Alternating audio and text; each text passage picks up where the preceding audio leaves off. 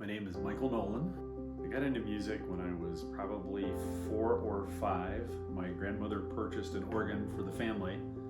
My older brother decided he didn't want to play, and my dad looked at me and said, "I guess you're it." I played in a band in high school with the rather now embarrassing name of Midnight Fantasy. We were a bunch of kids that all got together, didn't have a whole lot in common other than we loved music. All the young people especially that went there, kind of thought of them as being, the band, and like they were, really interesting to talk to, and they wanted to get to know them. So it was really fun. We were aware of the songwriting contest for the 100th anniversary of Girl Scouts, and my daughter and her troop, and my daughter and one other girl in the troop in particular, thought, well, hey, we can do this. And so they sat down and they wrote a song taking the Girl Scout law and the Girl Scout promise and sort of putting it together. And I happened to be friends with one of my old bandmates from high school who went on to be a Grammy nominated artist. Her name is Deb Barber. She came in and she's just the most positive, upbeat person you'll ever meet. She sat down with me and we worked with the girls, and next thing you know, we had a song. And I happened to have had it's called a Tascam. It was an 8-channel mixer that I had never used before. And those were the first YouTube videos I ever watched in my life, where I was getting on YouTube and trying to learn how to even use the machine that I had so we could record this song.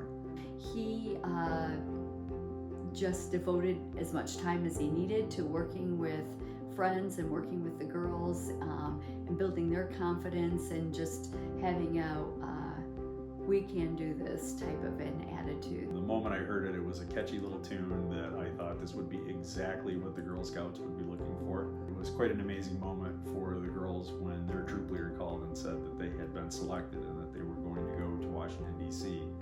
to perform this song on the National Mall on the 100th anniversary of Girl Scouting.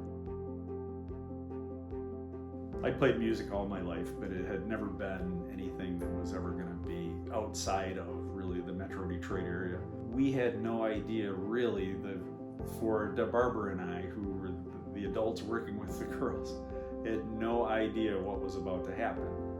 And when we heard the size of the crowd that they were expecting, and we were told it was going to be over 200,000 people, I think Deb Barber and I were far more nervous than the girls were. Down go straight.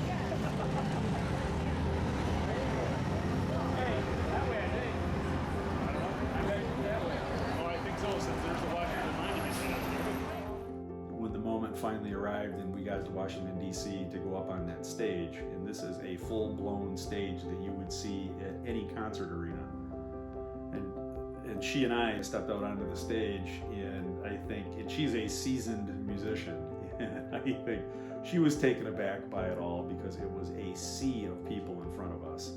And it turned out it wasn't just 200,000, it was about 270,000 people. It was breathtaking. And I saw Brianna turn around, and I saw Mike turn around, and the smiles were just huge on their face, like, we're gonna do this. This is like the time of our life. I never thought I would play in front of a group that size ever. That experience was life-changing for me, and I think life-changing for our whole family. That was something that this group of people, this group of girls all experienced together, and there's nothing like doing it as a group experience. Well, you can never repeat something like that. Sometimes destiny is just that way. Don't mean to get emotional about that, but the stars have to line up sometimes, and what an experience to be able to, go with a group of friends that have a purpose and know that they're going to be able to perform in this way, and he was going to be able to be an integral part of making that happen and having a blast doing it and making tons of memories that last a lifetime.